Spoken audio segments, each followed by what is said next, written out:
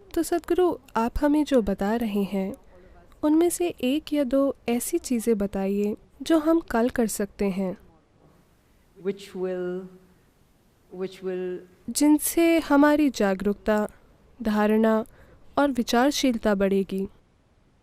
ओह, तो आप कुछ घर ले जाना चाहती हैं?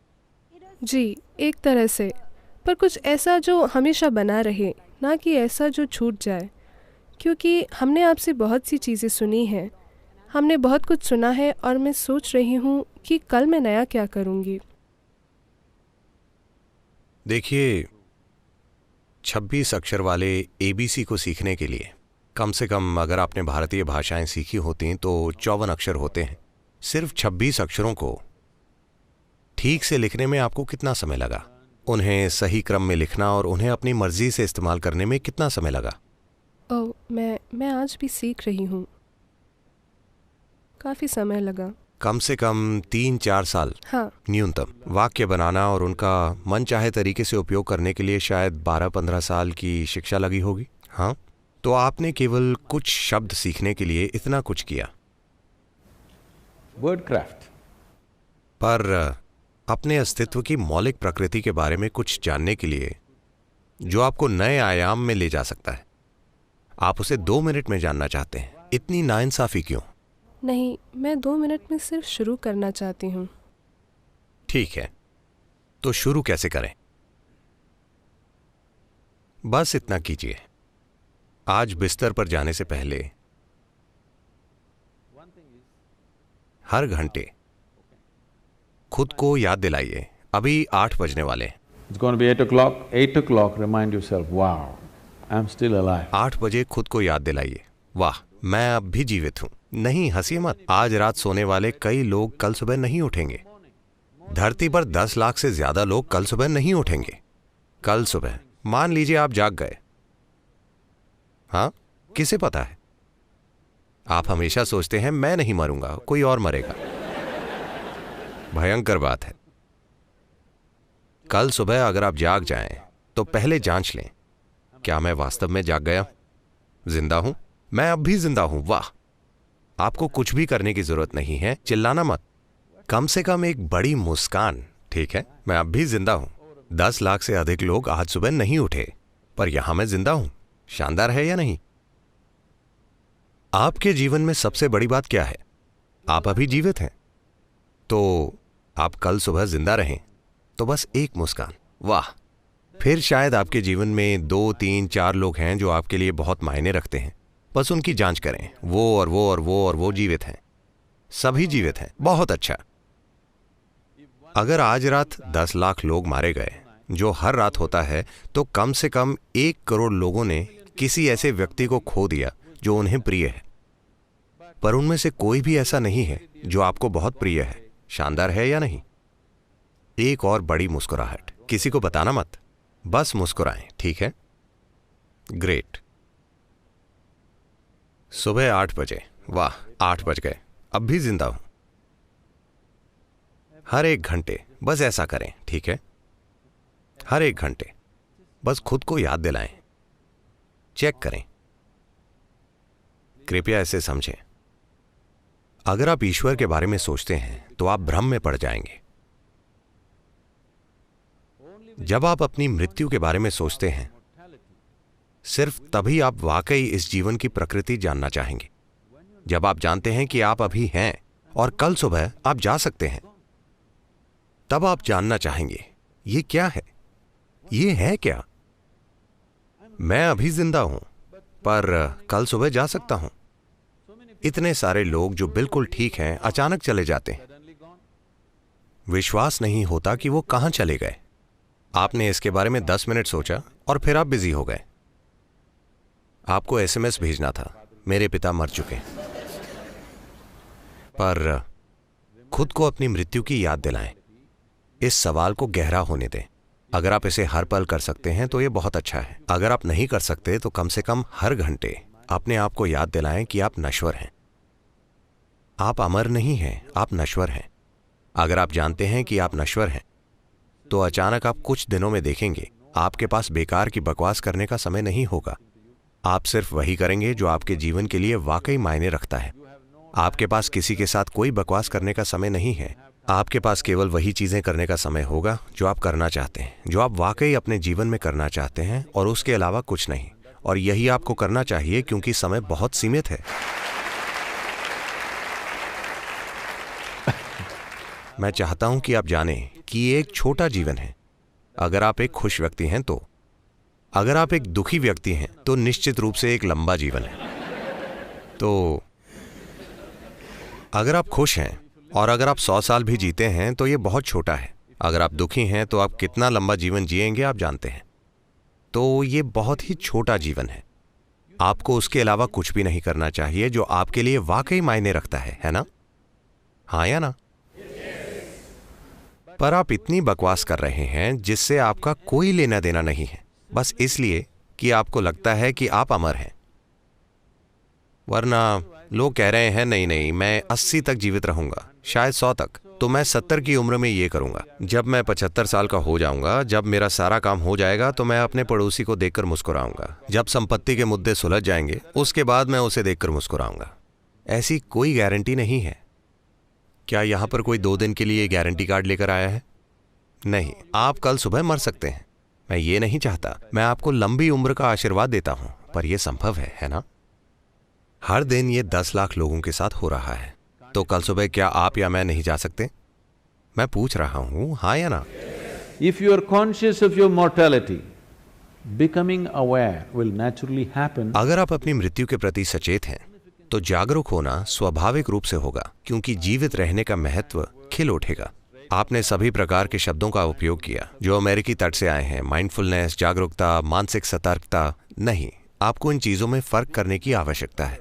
मानसिक रूप से सतर्क रहने से आप जीवन बेहतर तरीके से चला पाएंगे। अगर मैं मानसिक रूप से सतर्क हूं तो मैं बेहतर ड्राइव कर सकता हूं, अपना काम बेहतर कर सकता हूं, कुछ और बेहतर कर सकता हूं। ये जीवन चलाना है। जागरूकता जीवन चलाने के बारे में नहीं है। जब मैंने आपसे पहला सवाल पूछा कि आप कैसे जानते हैं कि आप यहाँ हैं, आपने कुछ सोचा और फिर आपने कहा मैं सचेत हूँ। केवल इसलिए कि आप जागरूक हैं, आप जीवित भी हैं। आपका जीवन जागरूकता है, आपकी जागरूकता ही जीवन है। सवाल केवल ये है कि कितना जागरूक। बहुत से लोग सोचते हैं कि अगर वे 50% जीवित हैं तो ये काफी अच्छा है। हाँ, आप 50% पर जी सकते हैं, पर आपको ये समझने की जरूरत है, अगर हम किसी को यातना देना चाहते हैं, अगर आप किसी को यातना देना चाहते हैं तो आप क्या करेंगे? आप उन्हें मार देंगे। मान लीजिए कि आपको नरक में रोजगार मिला, मान लीजिए आपको लोगों को प्रताड़ित करने का काम दिया गया, तो आप क्या करेंगे? मार डालेंगे? हेलो? नहीं, उन्हें आधा जीवित रखेंगे।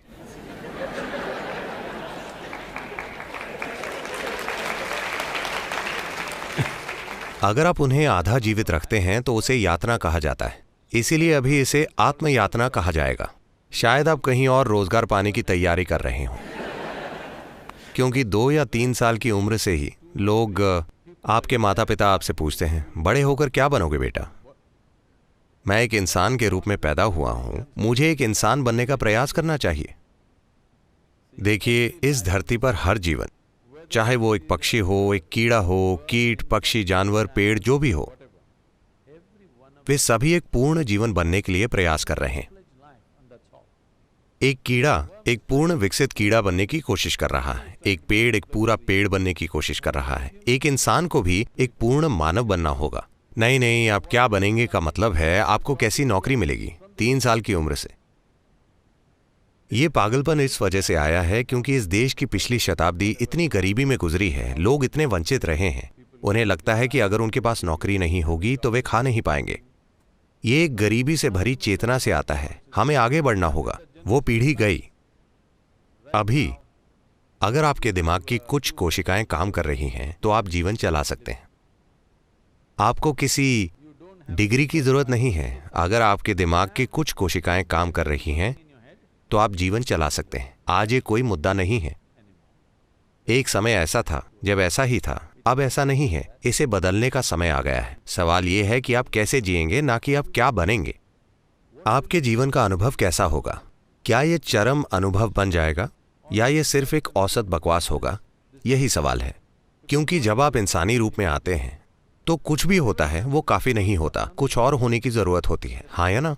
शायद आप सोचें कि आप अलग अलग काम कर रहे हैं। जो आदमी मंदिर जाता है, जो बार में जाता है, जो काम पर जाता है, जो दुनिया पर विजय पाने के लिए जाता है, every one of them is just seeking a larger slice of life. वे सभी बस जीवन का एक बड़ा अनुभव चाहते हैं। कुछ लोग मॉल जाते हैं, कुछ लोग पीडीएस जाते हैं। जैसे कुछ लोग सोचते हैं कि मंदिर में फ्री में मिल जाएगा, इसीलिए वे वहां जाते हैं। कोई दुनिया को जीतने के लिए जाता है, कोई शॉपिंग के लिए जाता है। ऐसा क्या है जो आप पाने की कोशिश कर रहे हैं? ये बस जीवन का एक बड़ा अनुभव पाने की कोशिश है।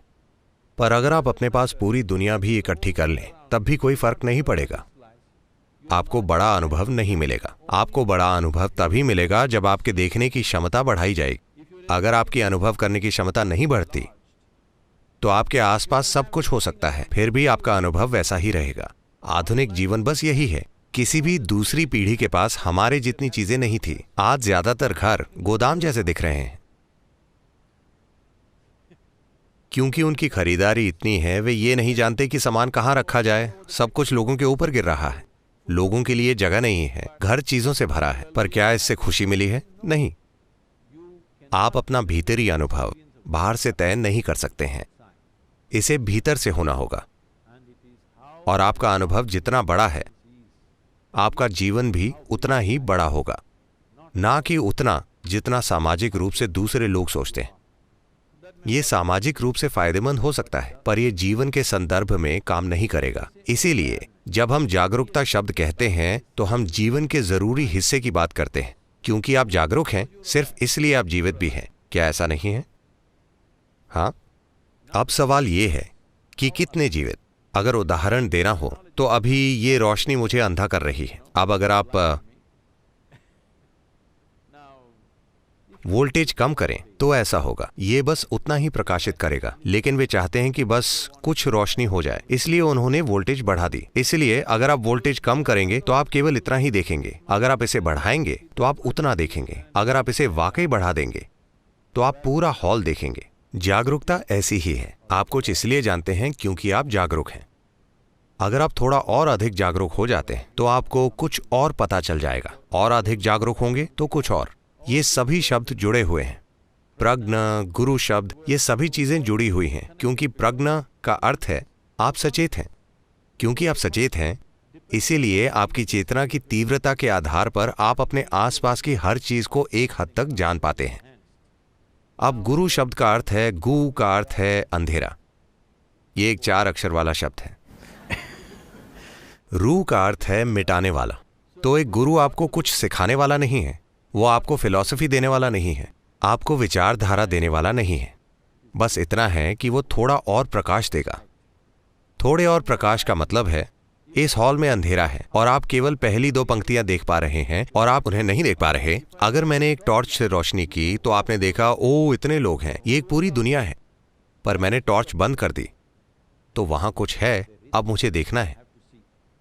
मुझे क्या करना होगा? मुझे अपनी खुद की एक टॉर्च चाहिए।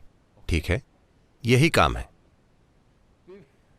मैं जिस घर में रह रहा हूं, वहां के बच्चे घोषणा कर रहे हैं वे गुरु की तरह नहीं हैं। वे गुरु की तरह बात नहीं करते, दिखते नहीं हैं, गुरु की तरह चलते भी नहीं हैं। वे गुरु नहीं। मुझे बहुत खुशी है, मुझे सर्टिफिकेट मिल रहा है। अब हर चीज जैसी है उसे वैसे ही देखने की बात करें। तो क्योंकि अगर मुझे यहां से गुजरना हो तो बहुत सारे लोग हैं विश्वास से भरपूर। आप भगवान में विश्वास करते हैं, ठीक है। मुझे पता है कि कॉर्पोरेट जगत में लोगों ने इसे मैं खुद पर विश्वास करता हूं बना लिया है। Which is somewhat misplaced, but that's okay. दोनों गलत हैं। वे अलग अलग तरह का असर डालते हैं। देखिए, विश्वास का मतलब क्या है? मूल रूप से विश्वास का अर्थ है कि आप जो नहीं जानते उसे लेकर मैं नहीं जानता कहने के लिए तैयार नहीं है। जो आप नहीं जानते आप विश्वास कर लेते हैं। अगर आप विश्वास कर लेते हैं तो इससे क्या होगा? इससे आप में आत्मविश्वास आ जाएगा। स्पष्टता के बिना आत्मविश्वास एक खतरा है। अभी मान लीजिए मैं इन लोगों को नहीं देख सकता, मेरी नजर साफ नहीं है, पर मुझे बहुत विश्वास है मैं इन लोगों के बीच से गुजरने वाला हूं। आप जानते हैं कि मैं क्या करूंगा? मैं हर किसी पर कदम रखूंगा और जाऊंगा, क्योंकि मेरे अंदर विश्वास है। ऐसे कई लोग हैं। अगर मेरी नजर स्पष्ट है तो मैं बिना किसी को छुए यहां से निकल जाऊंगा। अगर मेरी दृष्टि स्पष्ट नहीं है और मुझे कोई विश्वास नहीं है तो मैं पूछूंगा, कृपया कोई मुझे रास्ता दिखा सकता है? पर अब मेरे पास कोई स्पष्टता नहीं है, पर मुझे विश्वास है। ये एक विनाशकारी प्रक्रिया है। इसीलिए ईश्वर पर विश्वास करना, खुद पर विश्वास करना या किसी भी चीज पर विश्वास करना, ये एक झूठी बात है। आप खुद से झूठ बोल रहे हैं ऐसी चीज के बारे में जिसे आप जानते नहीं। Right. What is the problem? What I know, what I do not know, I do not know. What is the problem with this? समस्या क्या है? जो मुझे पता है, जो मुझे नहीं पता, नहीं पता। इसमें क्या परेशानी है? अगर इतनी ईमानदारी आपके जीवन में आ जाती है, बस ये समझ लीजिए, मैं जो जानता हूँ वो जानता हूँ, जो मैं नहीं जानता नहीं जानता। मैं किसी चीज पर विश्वास नहीं करता, ना ही किसी चीज पर अविश्वास करता हूँ। मैं हर चीज को देखने के लिए तैयार हूँ। आप एक समझदार इंसान बन जाएंगे और हर एक घंटे में आप खुद को याद दिलाएं कि आप नश्वर हैं और एक मुस्कुराहट के साथ खुशी मनाएं कि आप अब भी जीवित हैं। आप देखेंगे कि आपके साथ चमत्कार होंगे। So even अरे रुको, 8 बज गए हैं। नहीं, हमारे पास और समय है, नहीं, मैं वो नहीं कह रहा हूँ। 8 बज गए हैं, अब भी जीवित हैं। वाह, हम सभी जीवित हैं that's और the मिलकर collective जश्न मना रहे celebration. हैं।